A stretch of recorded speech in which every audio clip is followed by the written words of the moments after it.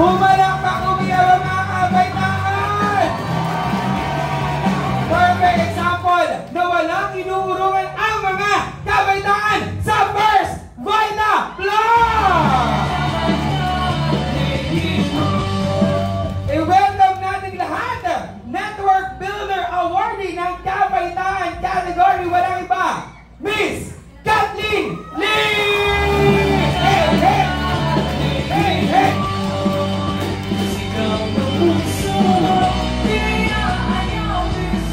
Okay, so great morning sa lahat po na nandito sa Santry. Yan, so great morning po! So, bago po ako mag-umpisa, gusto ko lang pong magpasalamat, syempre, sa bawat isa na nandito po ngayon kasama namin. Alam ko po, hindi naging maganda ang panahon for the past few days and even now, naulan. Pero thank you po kasi mas pinili nyo na makasama namin sa umagang ito. Tama ba? Yes, and syempre gusto ko na rin pong pasalamatan yung team ko from Mindoro. Yan!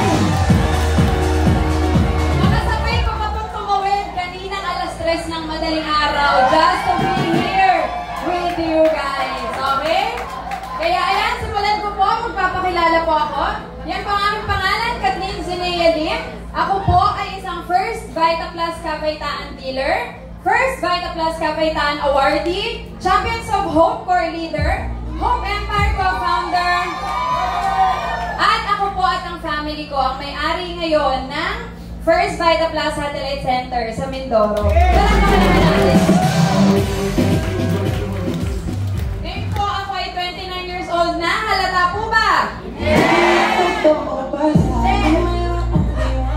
Lahat po na nagsasabi na hindi, mananalo kayo ng national mamaya! At higit po sa lahat, 29 years old at single.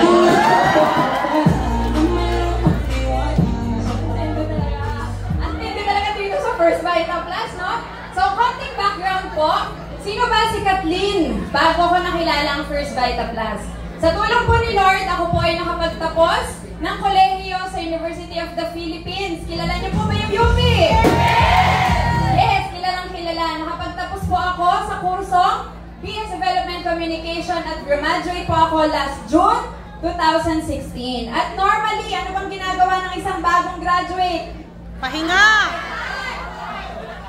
Dalawa lang yan. Either nagpapahinga or naghahanap ng trabaho, nag-a-apply. Diba? So ako po, syempre napagod ako mag-aral, nagpahinga muna ako.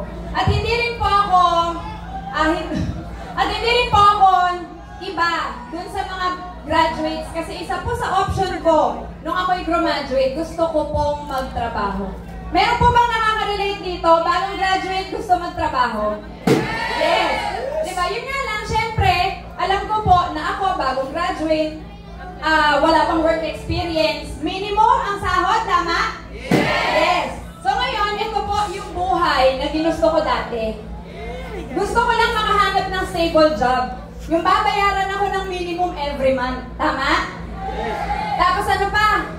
Ito rin po yung gusto ko dati. Kasi minimum ang sahod, hindi na po ako nangarap ng sasakyan, ng motor, ng e-bike, kahit scooter, hindi na po ako nangarap noon. Bakit? Masaya na po ako mag-commute. Yan lang yung kaya ng minimum na sahod eh, tama po? Ano pa? Siyempre, kabataan. Nasaan ang mga kabataan? Ang mga kabataan, gusto bang gumala? Galong-gala! Siyempre, di ba gala tayo eh. Diba? So sabi ko, makatravel lang ako isang beses sa isang taon, masaya na ako. Bakit? Minimum ang sahod. Hindi mo pa sure kung ma-approve ng boss mo yung leave mo. Tama? Kaya once a year na travel, masaya na ako doon. At sabi ko, dito na lang ako babawi. Magkaroon ako ng barkada, inuman, gimmick. Diba? At least may enjoyment naman kahit pa paano. So alam niyo po, sabi ko, kung ako ay magtatrabaho, ito po yung buhay na gusto ko. Pero, while nag-iisip pa po ako noon, sabi ko, ito ba talaga yung career na gusto kong i-pursue? Tama? Kaya alam niyo po, habang ako ay nag-iisip sa bahay, lumapit po sa akin yung aking mga magulang. Yan, si Mr. Ramon Lim at si Miss Jennifer Ele, asan yon? Nandito ka ba, Upline Jen? Andito, yon. Yon, lumapit po sa akin yung aking mga magulang, may dalang power pack. Sabi nila, anak, habang nag-iisip ka kung anong work yung ipopursu mo, bakit hindi mo muna subukan yung First Vita Plus? Diba? Sabi niya, kung magustuhan mo, o di okay, tutulungan kita, susuportahan ka namin. Kung hindi mo naman siya magustuhan, at may ibang karir ka na gusto mong i-pursue, okay lang din. Tutulungan ka namin at susuportahan ka namin. So to cut the long story short, kapatid, sinubukan ko po ang First Vita Plus. Hindi na po ako naghanap ng trabaho, hindi na ako nag-apply ng kahit anong trabaho, dumiretso po ako sa pagiging dealer ng First Vita Plus. Diba? At syempre, nung ginawa ko po ang First Vita Plus, hindi siya naging madali. Bakit? Ang dami pa nagtatanong sa akin, bakit ang isang UP grad mas pinili ang First Vita Plus? Nagtataka din ba kayo? Yes! Siyempre, diba? Ako, dalawa lang po lagi ko sinasagot sa kanila. Una, dahil sa ganda ng produkto, natulungan yung pamilya ko may sakit. Yes! Ang pamilya niyo po ba na may sakit, natulungan din? Yes! Hindi ko na po isa-isahin yung mga sakit namin, basahin nyo na lang. Iba't iba yan, pero isang produkto lang ang nakatulong, First Vita Plus lang. Diba? Kaya alam mo po, laking pasasalamat ko sa Panginoon na ipinakita niya sa amin yung First Vita Plus. Bakit? Yung pamilya ko pa lang na walang sakit, lahat kami malakas ngayon, panalong-panalo na kami. Tama po ba? ang maganda ang First Vita Plus, hindi lang siya produkto. Meron din siyang napakagandang negosyo. Diba? Kaya ngayon, bilang kabataan, makakita ka ng 50,000 na kumikita isang linggo, mababaliw o sobrang baliw? Sobrang baliw! Ang mga kabataan kasi mukhang... Uy, kayo nagsabi na! Kayo nagsabi na! Pero ako po, aamin na ako sa inyo. Ako po ay mukha talagang pera. Bakit? Kasi lahat ng magpapasaya sa akin, kailangan ng gusto kong mabusog, ano kailangan? Gusto kong lumipad, papuntang ibang bansa, ano kailangan? Hindi ko po kayo ginagawang mukhang pera ha, baka sabihin niyo. Diba? So ako po bilang kabataan, doon talaga ako na-hook sa negosyo ng First Vita Plus. At yun nga, akala ko magiging madali ang lahat. Akala ko magiging masaya ang lahat. Akala ko magiging smooth sailing ang lahat. Pero kapatid, don't get me wrong ha, hindi ko sinasabing mahirap ang First Vita Plus. Kasi lahat naman ng career, may kanya-kanyang hirap yan, tama? Yes! Kaya alam niyo po, nung nag-uumpisa ako, di ba sabi ko nga po, fresh grad, walang work experience. Una kong inalok yung mga college friends ko tsaka professor ko. May nakaka-relate? Diba? Ano sabi sa akin? Kathleen, sayang ka naman. Matalino ka pa naman, UP grad ka pa naman. Maraming mas magandang opportunity na naghihintay sa'yo sa labas. Na may nasabihan na? Ang ganito? Yes. At alam niyo po, majority ng mga natutok ko, majority ng mga dealers ko, lahat may edad sa akin. Ako po nag-umpisa 21 years old. Yung mga dealers ko, 30, 40, 50. Diba? Kaya ano sinasabi? Kathleen, bata ka pa. Mas marami na kaming alam sa'yo, mas marami na kaming experience sa'yo. Tama? Kaya alam niyo po, bilang isang kabataan na ginawa negosyo ng First Vita Plus, hindi po talaga siya naging madali sa akin. Very, very challenging kasi una sa lahat, hindi ko naman po ito linya. Tama? Meron po ba dito na nakaka-relate sa akin na hindi nyo rin linya ang First Vita Plus? Diba? Kaya minsan, ang kabataan pa naman mahilig mag-overthink. Diba? Sino dito ang mahilig mag-overthink? Umami na kayo! Biglang nawala. Diba? Kapag po, nakakarinig ka na ng mga duda ng tao sa'yo, diba? Sasabihin, Kathleen, sayang ka naman. Magsasayang ka lang ng oras dyan, walang mangyayari sa'yo, hindi ka asenso dyan. Minsan, kahit ako, nagdududa na din ako sa sarili ko. Nasabi ko, sa edad kong ito, kaya ko nga ba talagang gawin yung negosyo? Diba? Ano pa? Hindi niyo po alam ilang beses kada gabi akong naiyak. Tinatanong ko si Lord kung, Lord, para ba talaga ako dito sa First Vita Plus? Bakit parang puro pagsubok na lang? Bakit parang puro hirap na lang, sunod-sunod?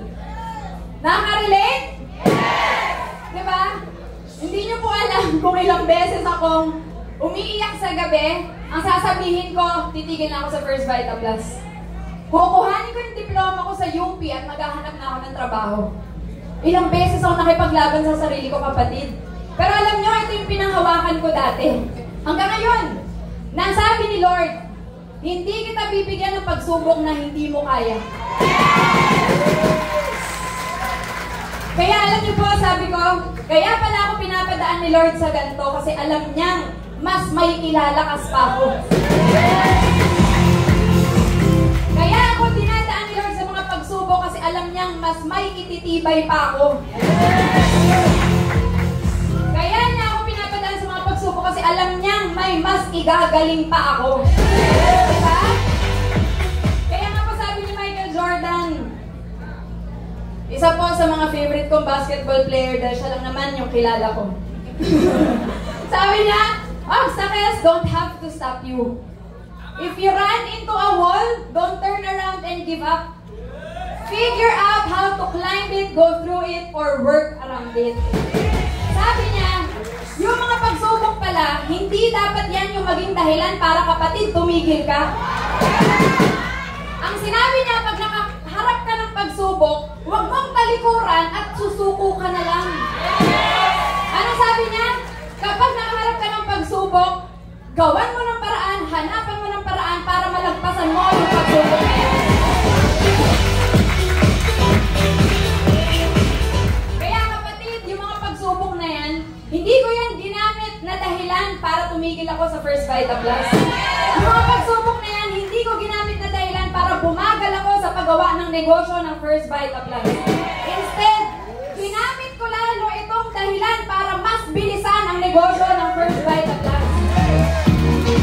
Ginamit ko itong mga dahilan para mas galingan ang paggawa ng negosyo ng First Vita Plus.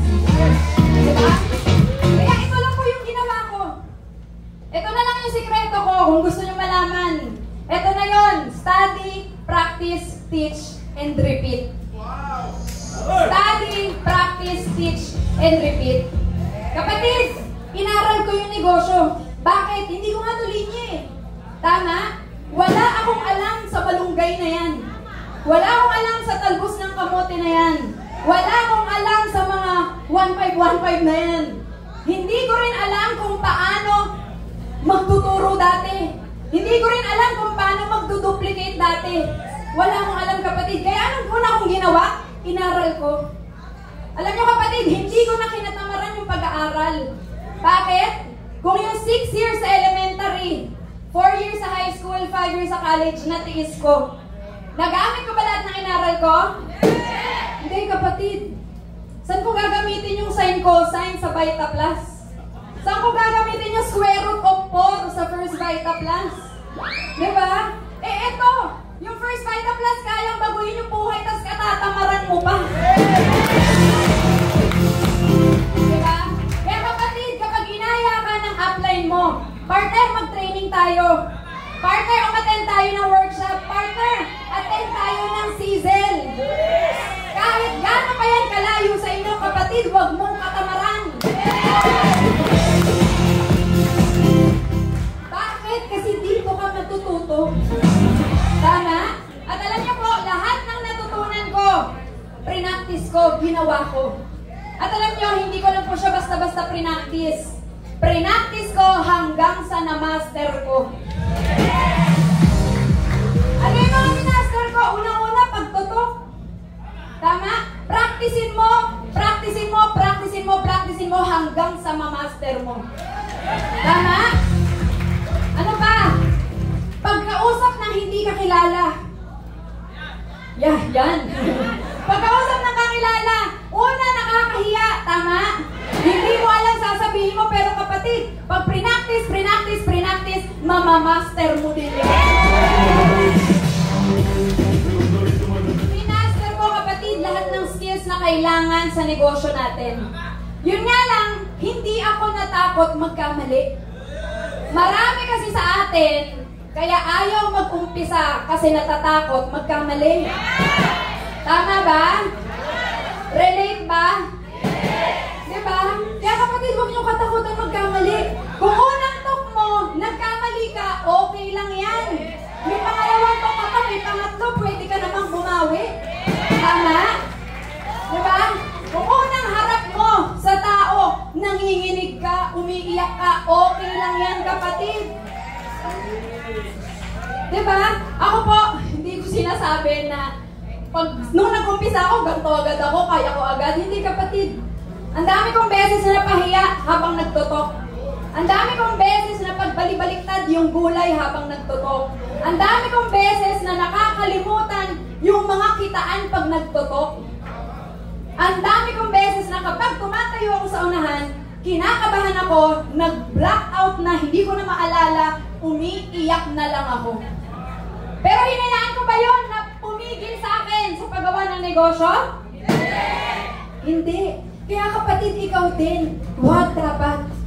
Kung magkamali ka ngayon, pwede kang bumawi bukas.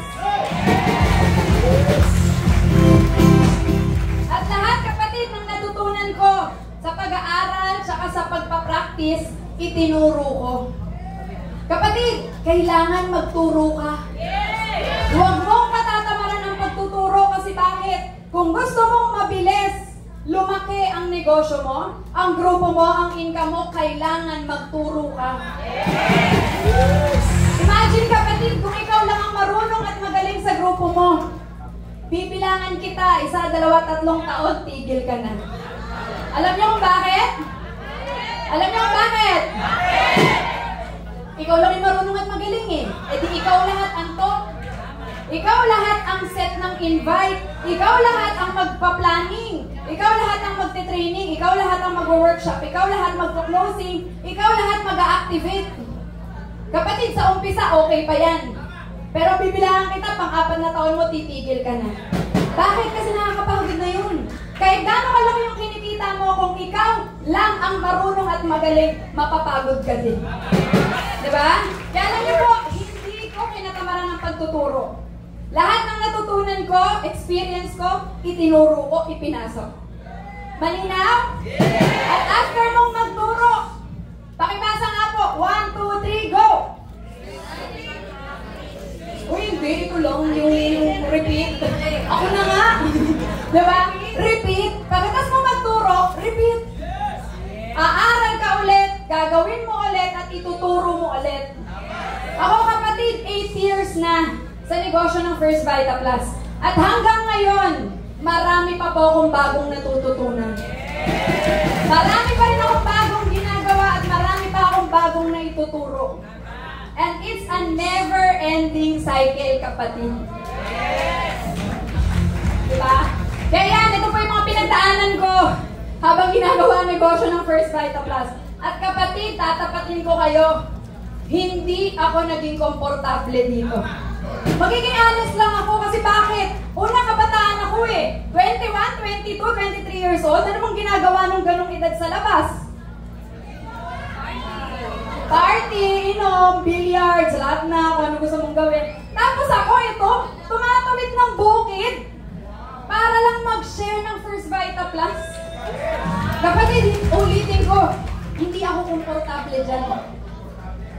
Kung ginawa ko man to, sabi ko nga eh, kung meron man akong kahon, labas na sa kahon lahat to.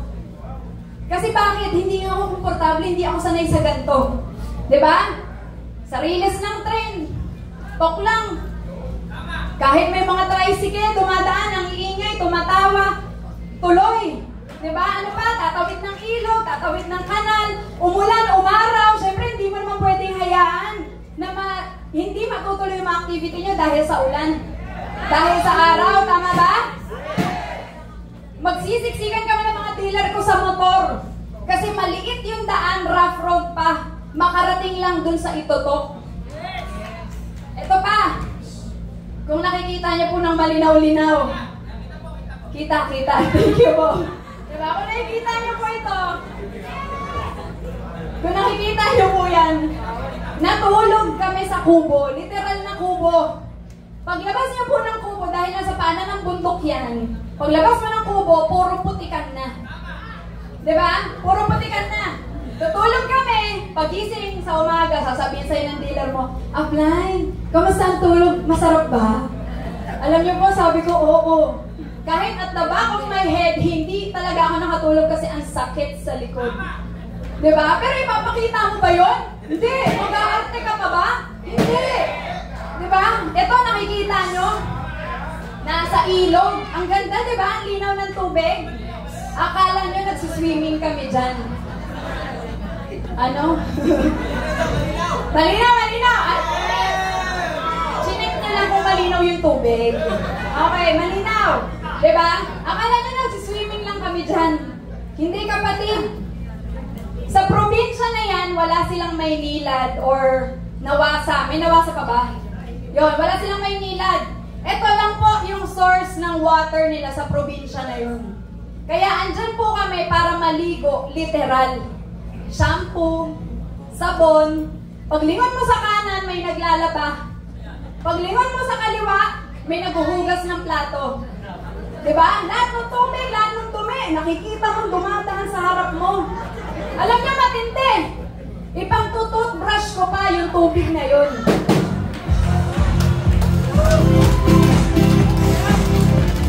Kaya nga kapatid, sabi ko sa inyo kung ito yung kahon ko na hanggang dito lang yung kaya kong gawin para sa negosyo, kapatid, lagpas-lagpas na to, sagad-sagad na to.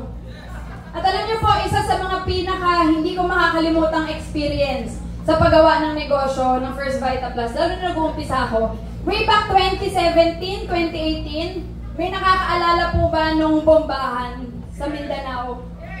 Sa Marawi, exactly. Yan. Ay, sorry, mali pala. Yan, bombahan. Diba? Way back 2018, isa po yung Mindanao sa na-create kong team. At syempre, kapag ikaw may napasali, may napadealer, hindi naman pwedeng iwan mo. Iwan, okay na yan, basta sumigi na ako, okay na yan. Hindi kailangan balikan mo. Diba? So, binalik-balikan ko. One time na bumalik ako, may lumapit sa aking dealer. Sabi niya, Upline, pwede ba akong humingi ng tulong sa'yo? Kasi bakit? Hindi pa ako marunong mag-talk, pero gusto ko pong i-share ang First Vita Plus sa kamag-anak ko at saka sa mga kaibigan ko. So sabi ko, syempre bilang upline, ang liit na bagay sa akin yung pagtotok. Kaya nga ginalingan ko Para doon sa mga dealer ko, pag nagpatok sila, sure ball ang closing, sure ball ang payment. Tama? Kaya sabi ko, maliit na bagay lang sa akin yun. Kaya sabi ko, sige partner, iset mo yung schedule kailan, tapos pupuntahan natin. Ito na. 3 days after, tumawag siya sa akin. Sabi niya, Upline, okay na, naset ko na. Kinabukasan po, pupunta tayo. Pero Upline, ang alis natin alas 3 ng umaga. 3 a.m. Sabi ko, partner, parang ang aga masyado ng 3 a.m. Bakit 3 a.m. tayo aalis? Sabi niya, Upline, 2 to 3 hours kasi yung biyahe. Papunta dun sa bahay ng kamag-anak ko. Tapos sabi ko, kung alis tayo ng 3, 2 to 3 hours ang biyahe, ano oras kami dadating? 6. Sabi ko, partner, ano yun? 6 a.m. ang talk. Sabi ko, bakit ang aga? Sabi niya, Upline, 7 yung talk. Kasi Upline, hindi tayo pwedeng hapunin. Kailangan after lunch, makabalik na tayo. So sabi ko, partner, sayang naman. Binyahe natin 2 to 3 hours, tapos, babalik lang, isang talk lang. Sabi ko, parang sayang. Alam niyo, sabi niya sa akin, Upline, hindi kasi talaga tayo pwedeng gabihin doon or hapunin. Kasi pag hapon na, nag-uumpisa na yung mga checkpoint. Kasi anytime, pwedeng may mambomba. Alam niyo po, sabi, narinig ko pa lang yung salitang bomba. Tumigil na yung utak ko mag-isip. Sabi ko, tama pa ba to? Tama ba na umuo ako sa talk na to? Buhay ko na yung nakatayak. Sabi ko sa sarili ko nun, takte. Sorry for the word. Millennials daw. Takte. Lord, sabi ko, andito na ba ako sa point na pati buhay ko, itataya ako, makapag-share lang ng First Vita Plus? Na hindi mo alam Anytime nagpunta kami doon, biglang nagbomba, wala na. Lilipad yung kamay, lilipad yung paa, sa ulo. Yun na iniisip ko nun. Kaya alam niyo, sabi ko, partner, basta ma-make sure mo na safe tayong makakarating at safe tayong makakauwi. Sige, ituloy natin yung to. Alam niyo po, hindi ko na yan sinabi sa magulang ko. Hindi nga nila alam yan eh. Hindi ko na yan sinabi, bakit? Kapag ikaw, anak, tumawag ka sa magulang mo, magpapaalam ka, Ma, may talk kami sa bombahan. Magulang, papayag, hindi. Hindi. Eh, alam niyo kapatid, bilang anak, pinaka-ayokong dahilan na sasabihin ko ba't hindi ako makakasipot sa grupo ko is dahil hindi ako pinayagan ng magulang ko. Kaya kapatid, di ko na sinabi yun. Sabi ko, Lord, ikaw na bahala. Kung oras ko na, edi oras ko na. Basta ang importante, ginawa ko kung ano yung kailangan ko. Pero alam niyo po, doon ko napatunayan na ang Panginoon, hindi ka talaga pababayaan. Alam niyo kung bakit? Alam niyo kung bakit? Alam niyo kung bakit? Nakatatlo. Kasi, alam niyo po, nag-alarm ako ng 2 a.m., 1:30 may tumatawag na sa akin. Sabi niya, upline, cancel yung talk natin. Sabi ko, bakit? Kasi upline ngayon pa lang may checkpoint na may nagbobombahan na po sa katabi nilang lugar. Kaya alam niyo po, doon ko napatunayan na napakabuti ng Panginoon natin. Na makita niya na totoo ka sa gusto mong gawin, hindi ka niya pababayaan. Na makita niya na basta ilalaban mo yung pangarap mo, hindi ka niya pababayaan. Kaya nga kapatid, sabi, if you don't have some doubts, you're not pushing your boundaries far enough. May magandang dulot pala minsan yung pagdududa natin. Kasi doon natin napapatunayan na lumalabas na pala tayo dun sa kahon na limitasyon na binigay mo sa sarili mo. Diba? Kaya alam nyo kapatid, nung lumabas ako unti-unti dun sa limitasyon ko, nung lumabas ako dun sa mga boundaries ko, nung binasag ko yung mga barriers bilang isang kabataan na ginagawa ang negosyo ng First Vita Plus, hindi ko na po pahahabain. Sa 8 taon na ginagawa ko ang First Vita Plus, ito po yung total na kinita ko.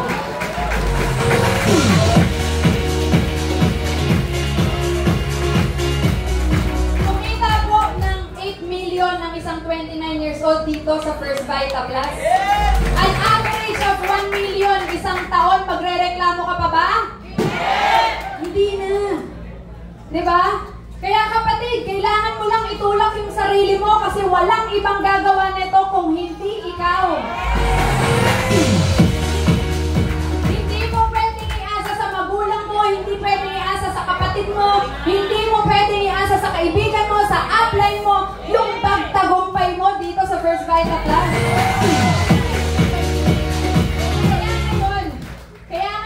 Tuloy-tuloy kong tinulak yung sarili ko. Hindi na ako naghintay ng ibang tao para tumulak sa akin. Ako na mismo tumulak sa sarili ko. Diba ito yung buhay na gusto ko dati? Stable job lang, masaya na ako. Minimum na sahod, masaya na ako. Pero ngayon, dahil sa First Vita Plus, una, nagkanegosyo ako. Pangalawa, nagkaroon po kami ng satellite center sa Mindoro. At dahil sumusobra na po ang kita, nakapagtayo din po ako ng isang negosyo sa Mindoro. Dati kapatid, isang income, minimum na sahod lang ang gusto ko. Pero dahil sa First Vita Plus, 3 income, maximum pa ang kinikita. Pwede na? Yes! Dati, masaya na ako sa pagko-commute. Makipagsiksikan sa MRT, sumakay sa bus, pero dahil sa First Vita Plus, nakabili ng brand new na sasakyan. Dati, gusto ko mag-travel once a year lang. Pero dahil sa First Vita Plus, ikaw ang may hawak ng oras mo, pwede kang magbakasyon anytime, anywhere, basta kung saan mo gusto. Yan, kaya ngayon nakakaikot sa iba't ibang probinsya dito sa Pilipinas. At the same time, nakapasyal din sa Malaysia, sa Hong Kong at sa Singapore. Diba? At yung dati na gusto ko, barbar lang, party-party lang, inom lang. Diba? Ngayon kapatid, yung mga drawing na kulayan na. Diba? Pag inaya ko, tara, akyat ng bundok.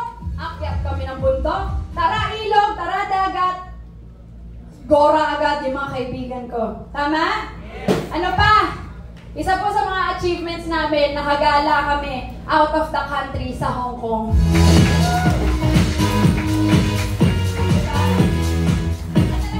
Diba ito lang yung buhay na gusto ko dati? Pero dahil sa First Vita Plus, hindi kasi talaga minimum ang First Vita Plus, kapatid eh. Hindi niya ibibigay sa'yo yung konti lang. Di ba? Kaya ngayon, kahit yung mga bagay na hindi ko na hiningi, binigay pa rin sa akin dahil sa First Vita Plus. Una, nagka-savings po ako dahil sa First Vita Plus. Kung ako kapatid nagtrabaho, may savings, wala. Kayo na sumagot. Nagkaroon din po ako ng insurance at investment at the same time, bilang isang kabataan, hindi ko na po hinihingi sa magulang ko yung mga luho ko. Diba? Kasi bakit? Dahil kung kumikita ka, kaya mo na siyang bilhin. Tama?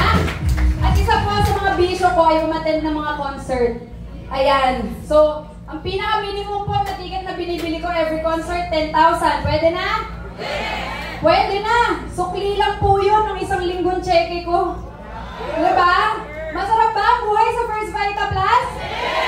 Diba? At syempre, very blessed din po na nabigyan ako ng opportunity na ma-feature sa VitaLife catalog. Not just once, but twice. Kaya maraming salamat po sa opportunity na binigay ni Ma'am Doy at ni Sir Sok. At lastly, ito po isa sa mga pinaka hindi ko rin makakalimutan. Every year, nagpaparaffle po ang company 2 beses sa isang taon. Tama? Either cash yan, either brand new car, brand new house and lot, or free travel, all expenses paid abroad. Tama? At alam nyo po, hindi ako naniniwala sa raffle. Bakit? 29 years, 28 years na po ako, hindi ako nananalo sa raffle. Meron bang katulad ko? Yes! Diba? Pero alam nyo, okay lang pala yun. Bakit? Inipon ko lahat ng swerte ng 27 years at ako po yung nanalo ng 2 million pesos.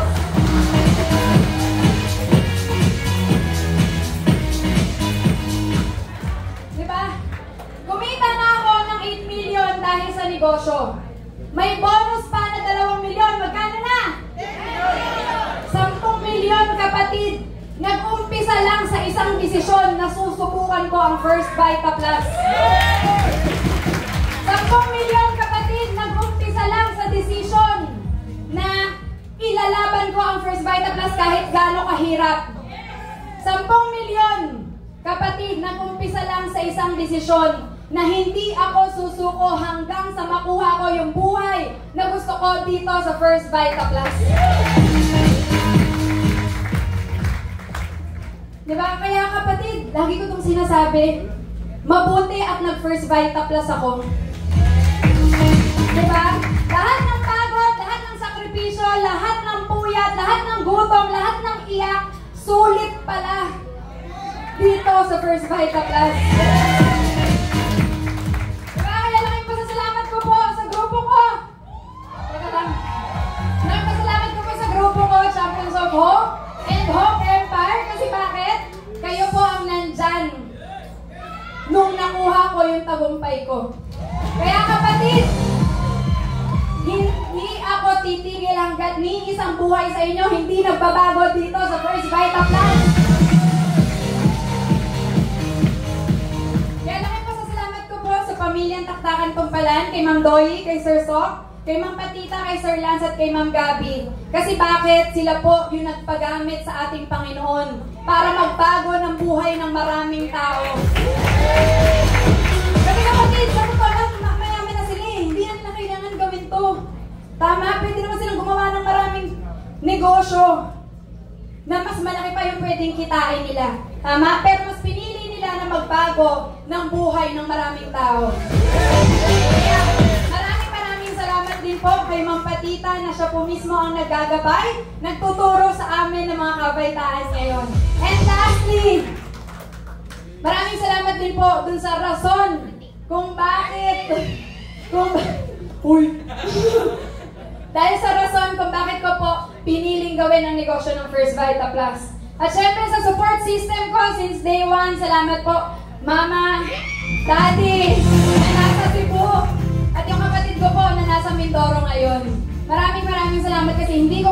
magagawa, hindi ko malalagpasan ang lahat kung hindi dahil sa inyo. Diba? Kaya kapatid, last na, bago ako matapos at bago ko bitawan yung mikropono, nakailang times up na po sila sa akin. Oh, pasensya na po, Sir Chris. Last na, sabi, the only thing that is stopping you from where you are to where you want to go is your comfort zone. Kapatid, lumabas ka na dyan kasi walang mangyayaring maganda dyan. Kapatid, lumabas ka na dyan dahil yung buhay na pinapangarap mo, wala dyan. Sabi, great things never came from comfort zones. Kaya kapatid, let's start pushing boundaries and break our barriers para ngayon, buhay mo naman ang mabago dito sa First Vita Plus. Mega! Maraming salamat po sa pagbibigay sa akin ng oras at sana po may isang salita ako na nasabi para mabago ang buhay ng bawat isa na nandito. Kaya ako po ulit, si Kating Sineo, yung isang kabataan na nabago dahil sa First Vita Plus.